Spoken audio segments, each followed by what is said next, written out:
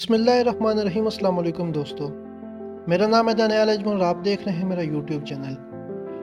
دوستو، دنیا کا کوئی بھی ملک ہو، ہر ملک کا کسی نہ کسی دوسرے ملک سے اتحاد ضرور ہوتا ہے، چاہے وہ دفاعی ہو یا تجارتی۔ دونوں ممالک ایک دوسرے سے اپنے اپنے مفادات جڑے ہوتے ہیں۔ ایسے ہی ایک لمبے عرصے تک پاکستان امریکہ کا اتحاد ہی رہا ہے، جس میں پاکستان کے بھی بہت سارے مفادات تھے اور امریکہ کے بھی۔ پاکستان نے ہمیشہ امریکہ کے ہر ایک حکم پہ وائی ناٹ کہا، لیکن امریکہ کی طرف سے چند ارب ڈالرز کے علاوہ پاکستان کو زیادہ فائدہ نہ ہوا۔ اگر پاکستان کی عوام کا نقطہ نظر لیا جائے تو ہماری تقریباً 95% عوام روز اول سے اس امریکی اتحاد کے بالکل خلاف تھی۔ شور وائی ناٹ سے لے کر ایبسولوٹلی ناٹ تک کے سفر میں بالآخر اس آستین کے سام کی مانند اتحاد کے تابوت میں ایبسولوٹلی ناٹ کی کیل آخر ٹھوک دی گئی، جس کا ہماری قوم کو شدت سے انتظار تھا۔ آج کی اس ویڈیو میں ہم اسی وائی ناٹ سے ایبسولوٹلی ناٹ تک کے سفر کی بات کریں گے۔ اس سفر کا آغاز کیسے ہوا اور کہاں اختتام پذیر ہوا، ہمارے ملک پہ وائی ناٹ کے کیا نتائج مرتب ہوئے، اس اتحاد نے ہمیں کتنا فائدہ دیا اور کتنا نقصان، اس کا فیصلہ آپ پہ چھوڑ دیا جائے گا۔ یقیناً بہت سارے افراد میری اس ویڈیو سے متفق نہیں بھی ہوں گے، لیکن تمام تر پہلوؤں پہ نظر نتائج کی بنیاد پہ ڈالی جائے گی۔ تو دوستو، وائی ناٹ کے سفر کا آغاز جنرل ضیاء الحق کے دور میں ہوا۔ گو کہ جنرل ضیاء الحق کا دور تاریخ میں ایک لمبی داستان رکھتا ہے، اس لیے ہم یہاں پہ اس پہ زیادہ بات نہیں کریں گے کہ بھٹو سے کس چور دروازے سے اقتدار چھینا گیا اور ذوالفقار علی بھٹو اور جنرل ضیاء الحق میں کون اصل شہید ٹھہرا، بلکہ صرف اوورآل نتائج پہ نظر ڈالی جائے گی۔ جنرل ضیاء الحق کے 11 سالہ دور اقتدار نے ہمیں کس سمت دھکیلا؟ اگر اس وقت چند اہم فیصلے کر لیے جاتے تو آج پاکستان ترقی یافتہ ممالک کی فہرست میں ہوتا۔ جنرل ضیاء الحق کے اقتدار سنبھالنے کے محض 1 سال بعد ہی سوویت یونین نے افغانستان میں جنگ کا آغاز کر دیا۔ یہاں ہم اس نقطے کو قطعاً نظر انداز نہیں کر سکتے کہ سوویت یونین کا اصل ہدف افغانستان نہیں بلکہ افغانستان کے راستے گوادر کے گرم پانیوں تک رسائی حاصل کرنا تھا۔ اس لیے ہم یہ تو نہیں کہہ سکتے کہ سوویت افغان وار ہماری تھی ہی نہیں، بلکہ یوں کہنا ہی درست ہوگا کہ سوویت افغان وار لڑنا ہماری مجبوری بھی تھی۔ یہاں امریکہ بھی کبھی بھی نہیں چاہتا تھا کہ سوویت یونین مڈل ایسٹ تک اور پھر ساری دنیا تک اپنی تجارت کو پھیلائے اور آنے والے وقت میں حقیقی سپر پاور بن کے ابھرے۔ اس لیے اس جنگ میں کودنا امریکہ اور پاکستان دونوں کی مجبوری بن چکی تھی۔ امریکہ نے سعودی عرب کے ساتھ مل کے پاکستان سے اتحاد قائم کیا اور اسلحہ اور مالی امداد پاکستان کو فراہم کی گئی۔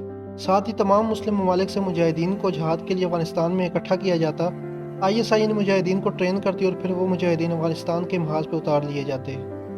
10 سال تک لڑی جانے والی اس طویل جنگ کے دوران امریکہ کا صرف افغانستان ہی نہیں بلکہ پاکستان کے اندرونی معاملات میں بھی کافی عمل دخل رہا۔ اس تمام وقت میں جنرل ضیاء الحق نے خود کو کرسی پر جمان کیے رکھنے کی غرض سے ہر حربہ استعمال کیا۔ جنرل ضیاء الحق نے اسلام کا نعرہ لگاتے ہوئے عوام کی ہمدردیاں حاصل کی۔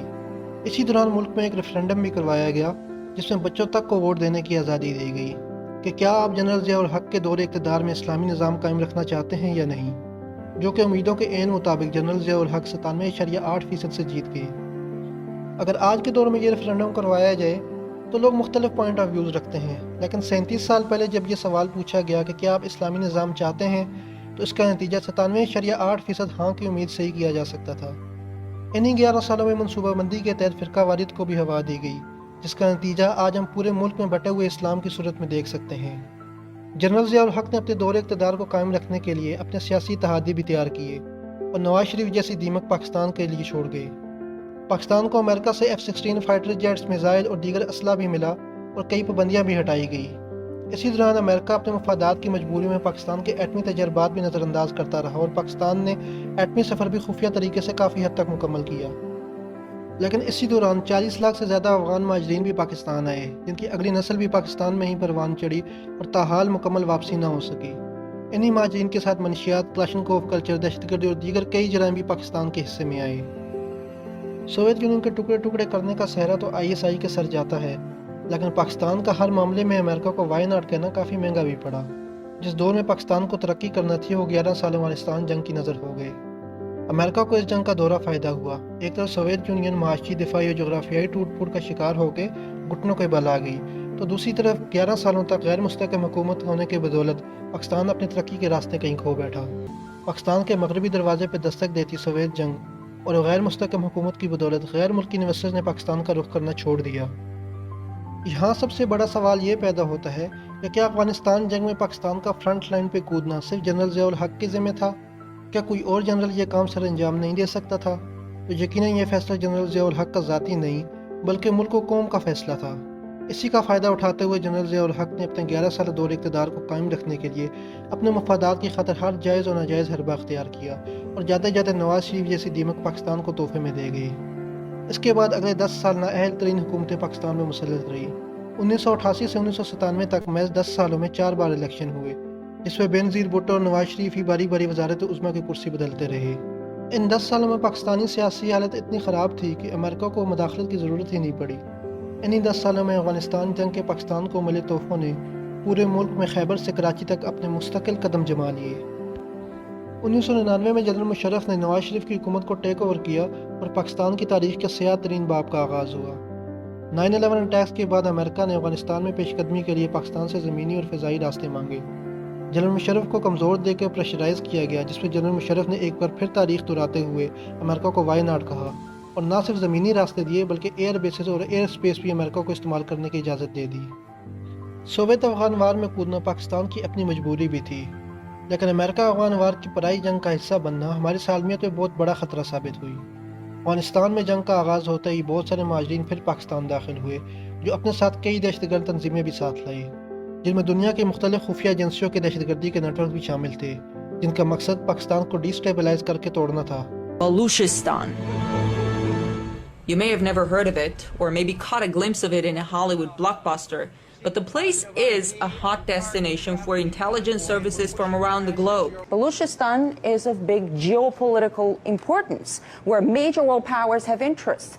Balochistan is sitting at the crossroads of oil and gas pipelines coming from Central Asia, Iran, and elsewhere. The Iran-Pakistan pipeline, the Turkmenistan-Afghanistan, Pakistan-India pipeline, not to mention that Balochistan itself has its energy resources. Besides, its Gwadar port, and it's right here, is the access point of Chinese commercial shipping to the Indian Ocean and on to Africa. Investigative journalist Eric Draitser tells me some world powers might be interested in keeping it that way. First of all, we have various indigenous terrorist organizations that operate inside of Balochistan, the Baloch Liberation Army, Jundallah, the Baloch Republican Army, Lashkar-e-Taiba, just to name a few. Jundallah is an organization that for decades has been focused on destabilization of Iran. Now, the confluence of these various terrorist organizations, of course, is not coincidental. This has a direct relation to the interests of the United States and the Western powers vis-a-vis blocking the Chinese, destabilizing Pakistan. CIA memos leaked recently say the Israeli Mossad recruited Jundallah members, quote, under the nose of U.S. intelligence officers, end of quote. As far as other terrorist groups, like the Baloch Liberation Front, there are a few people in U.S. Congress who expressed readiness to support the separation of Balochistan from Pakistan, like Dana Rohrabacher from the House of Representatives Committee on Foreign Affairs. Anything that's coming up right now that the Pakistanis don't like about our attitude is being caused by actions taken by their government.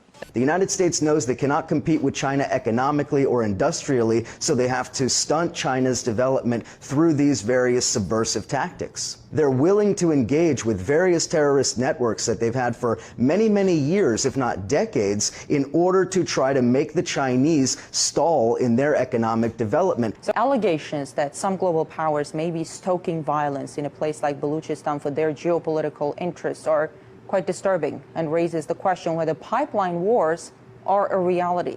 In Washington, I'm Ganesh Chekyan. आज America खुद तस्लीम करता है कि अफगानिस्तान कभी America का हदफ था ही नहीं, बल्कि अमेरिका का असल मकसद पाकिस्तान को तोड़ना और सियासी और माशी लिहाज से इतना कमज़ोर करना था कि न्यूक्लियर पावर होने के बावजूद भी कुछ न कर सके। अमेरिका डू मोर का मुतालबा करता और पाकिस्तान मजबूरी में वाई नॉट कहता, कहीं खुद जाके कार्रवाई करता और कहीं अमरीकी ड्रोन बिना बताए कबायली इलाकों में बम गिरा जाते, जिसका बदला पाकिस्तानी अफवाज और अवाम से खुदकुश हमलों की सूरत लिया जाता। इसी तरह पूरे मुल्क की सड़कें, गली कूचे, मसाजिद, बाजार खुदकुश धमाकों की आवाज़ों से गूंज उठे, यहाँ तक कि हमारे बच्चों तक को न बख्शा गया। पूरे मुल्क में फैले गैर मुल्की खुफिया एजेंसियों के नेटवर्क्स ने फ़िरकावारियत को मज़ीद हवा दी। पाकिस्तान के ख़िलाफ़ बोलने वाले गद्दार तैयार किए गए, फ्री बलोचिस्तान जैसी मूवमेंट चलाई गई, जिसे खुद बलोचों ने मुस्तरद कर दिया। जनरल ज़िया उल हक की तरह जनरल मुशर्रफ ने भी अपने दौरे इक़्तिदार को कायम रखने के लिए हर जायज़ और नाजायज़ हरबा अख्तियार किया। सब ने अपने अपने मफाद की खातिर मुल्क को बेचा। پاکستان کو ڈیسٹیبلائز کرنے کی ہر ممکن کوشش کی گئی جس میں کسی حد تک کامیاب بھی ہوئے۔ ملک قرضوں میں ڈوبتا گیا، مہنگائی بلند ترین سطح پہ پہنچ گئی، غیر ملکی کمپنیاں پاکستان چھوڑتی گئی، نئے انویسٹر پاکستان آنے سے گریز کرنے لگے۔ جن 15 سالوں میں دنیا کے پسماندہ ترین شہر موسٹ ڈیولپڈ سٹی بن گئے، ان 15 سالوں میں ہم سڑکوں سے لاشیں اٹھانے میں ہی مصروف رہے۔ ہمارے 70,000 شہری خودکش دھماکوں کی لقمہ اجل بن گئے۔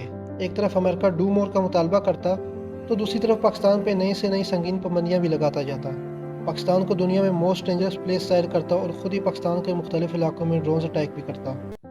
پاکستان کو وار آن ٹیرر کی مد میں چند ارب ڈالر تو ملے، لیکن اس سے زیادہ ہمارا جانی، مالی اور معاشی نقصان ہوا۔ پاکستانی افواج کو قبائلی علاقوں سے اپنے شہریوں کو نکال کے سارے علاقے میں دہشت گردوں کے خلاف آپریشن کرنا پڑا۔ پاکستانی افواج کے ہزاروں جوانوں نے اس قوم کو اپنی جانوں کے نذرانے پیش کیے۔ پاکستانی قوم اپنے قبائلی بھائیوں کی قربانیوں کی ہمیشہ مقروض رہے گی جنہوں نے پاکستان کی خاطر اپنا گھر بار چھوڑا۔ پاکستانی قوم اپنے بلوچ بھائیوں کی بھی ہمیشہ شکر گزار رہے گی جنہوں نے تمام تر پروپیگنڈے کے باوجود ہمیشہ پاکستان زندہ باد کا نعرہ لگا کے ایک محب وطن، بہادر اور زندہ دل قوم ہونے کا ثبوت دیا۔ دنیا کی ساری قوتیں پاکستان کو کمزور کرنے کی سر توڑ کوششیں کر کے تھک چکی، لیکن پاکستان پھر بھی دنیا کے نقشے پہ قائم ہے۔ آج اگر پاکستان امریکہ کی آنکھوں میں آنکھیں ڈال کے ایبسولوٹلی ناٹ کہتا ہے تو اس کے پیچھے تاریخ سینکڑوں المیے اور ہزاروں جانوں کے نذرانے رکھتی ہے۔ Do your duty, but at sacred God.